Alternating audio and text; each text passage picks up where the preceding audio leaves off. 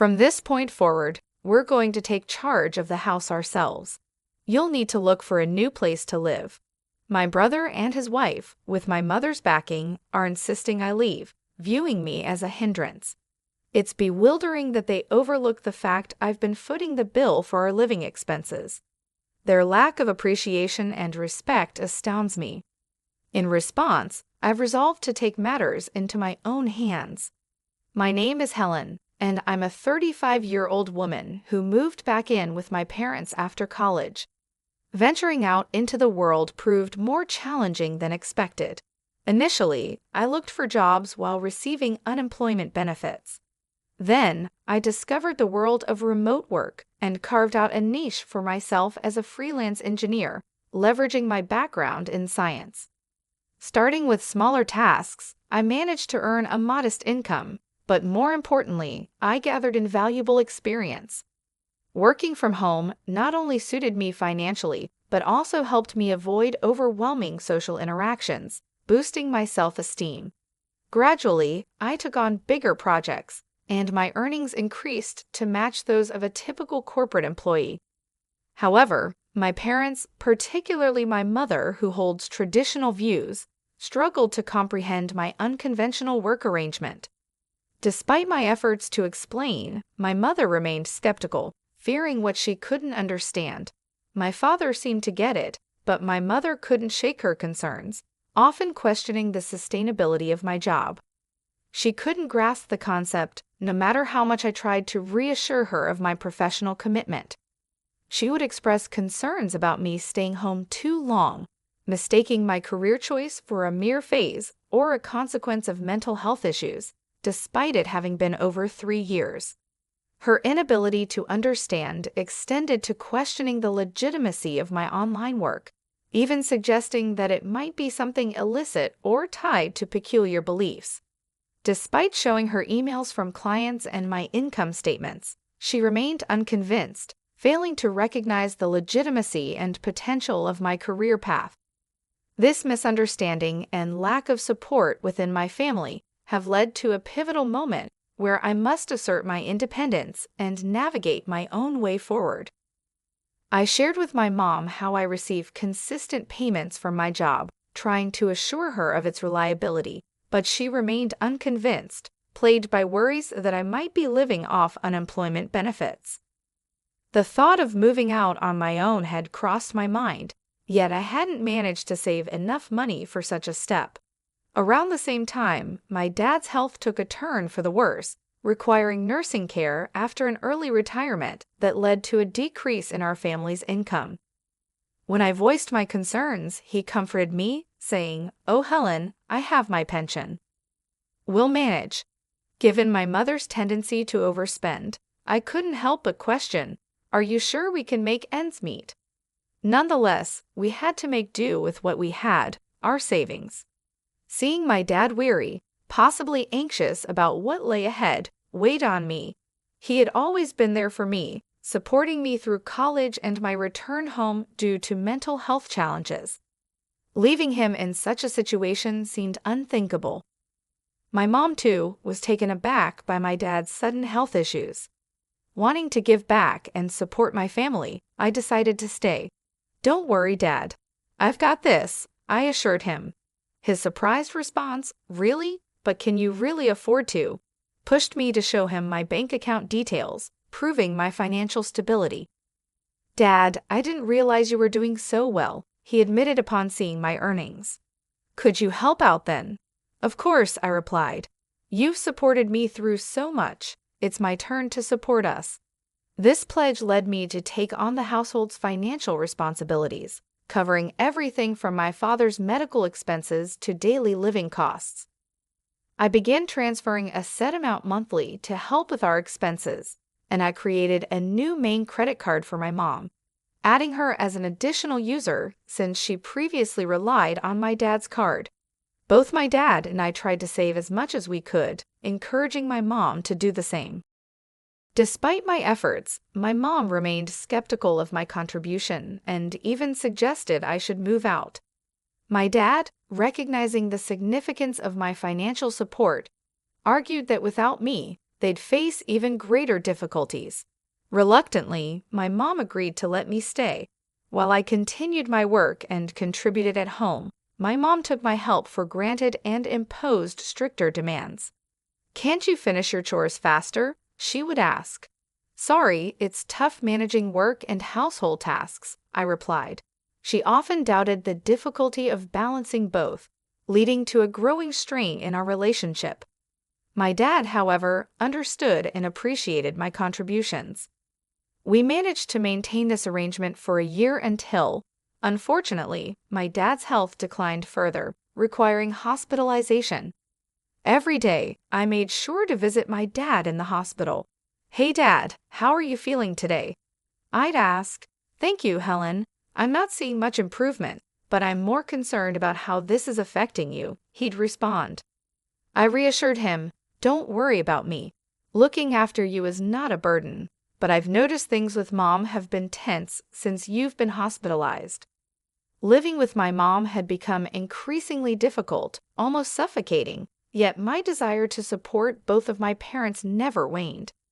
I fondly remembered the days when she would carefully prepare my lunches and dinners during my school years.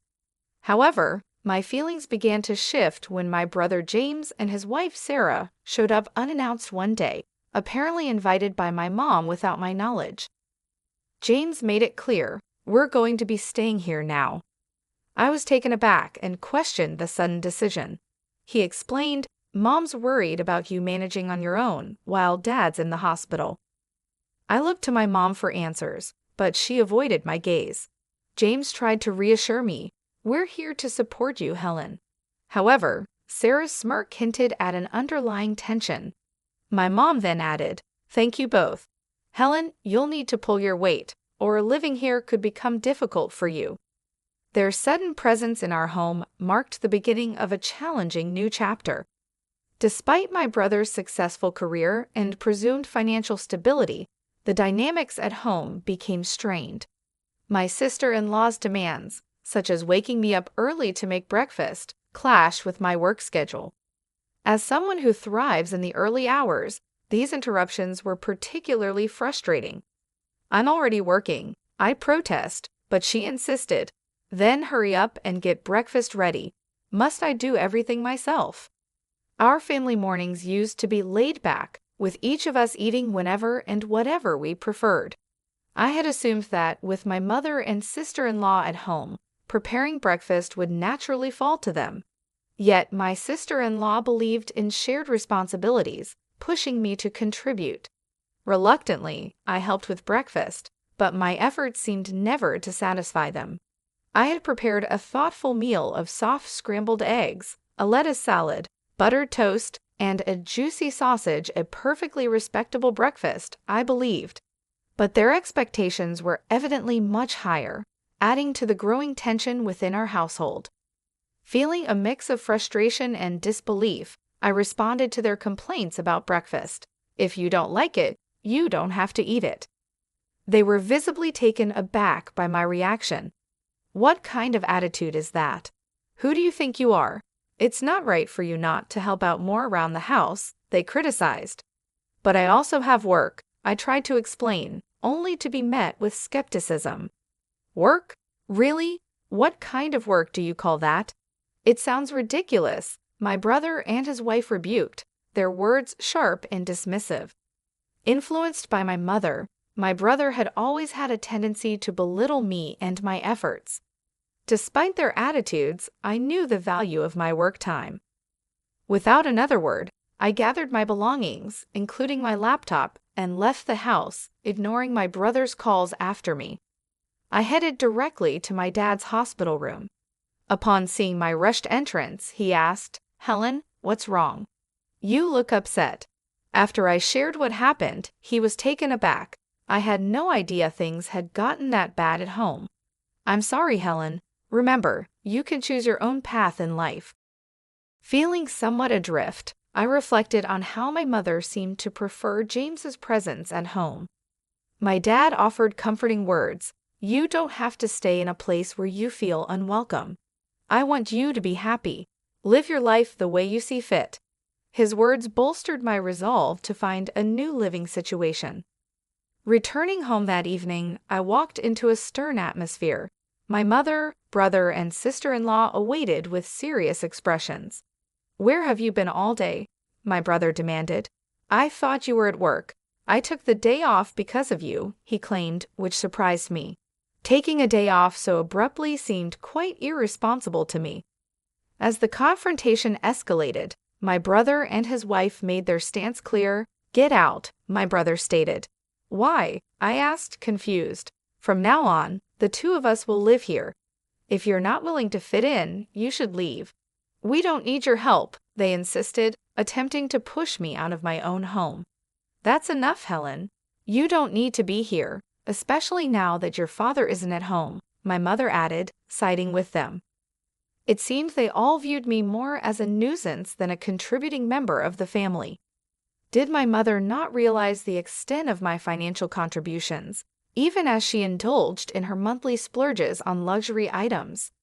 I wondered how she would manage once her allowance from me stopped. Their disregard for my contributions and their decision to oust me from the house made it clear that it was time for me to carve out my own space, away from the familial tension and misunderstandings. My frustration reached its peak. Despite numerous attempts to explain my situation, my mother, brother, and sister-in-law continued to disregard my contributions. Pushed to my limits, I decided it was time for a strategic move, a sort of wake-up call for them. I discreetly transferred the funds from the bank account tied to my mother's credit card into another account under my control, curious to see her reaction when she found her card declined. Likewise, I reallocated some money from my father's account, which had been essential in supporting our household expenses. From then on, only his medical costs would be taken from this particular account, a detail my mother was not aware of. This shift placed a newfound financial pressure on my brother and his wife, challenging them to shoulder the burden I had hellied for so long.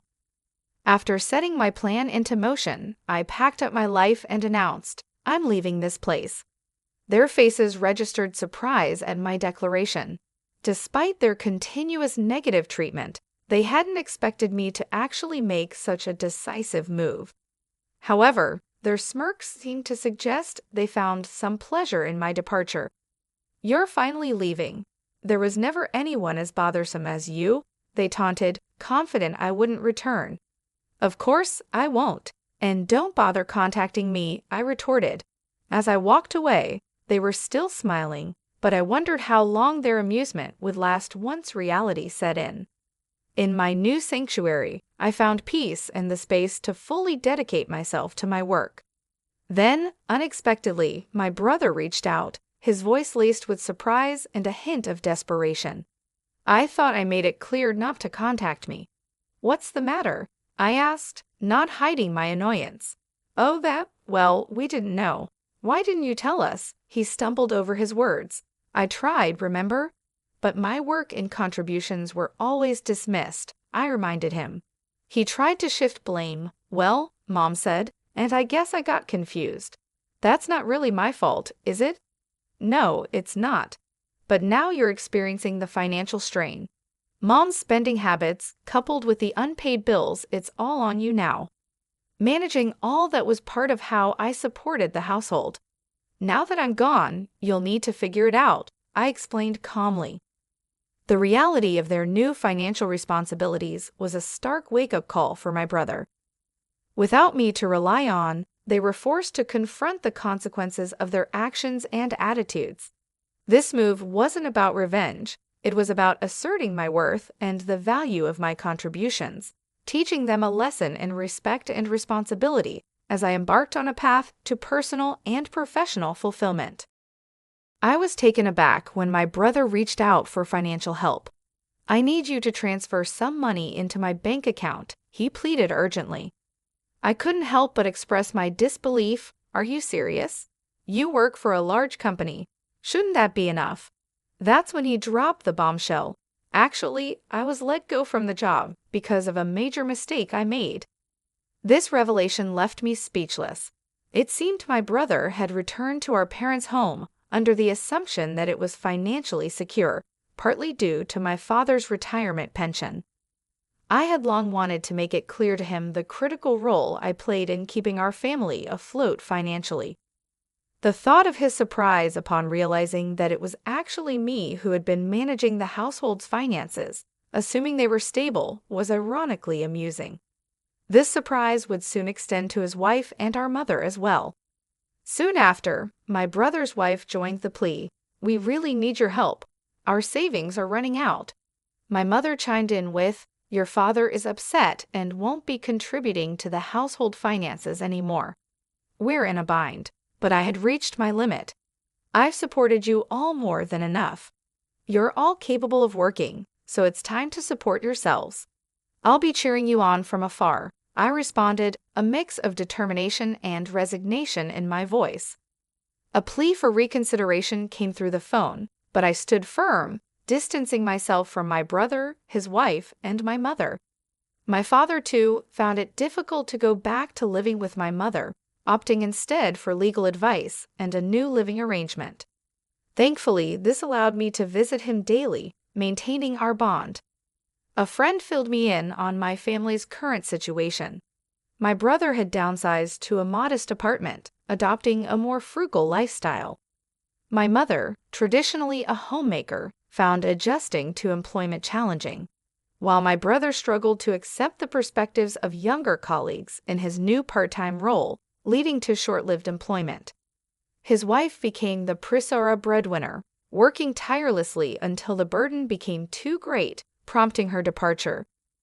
Now, reports suggest my brother and mother are working hard to make ends meet, though my mother's penchant for overspending continues, leading to accumulating debts.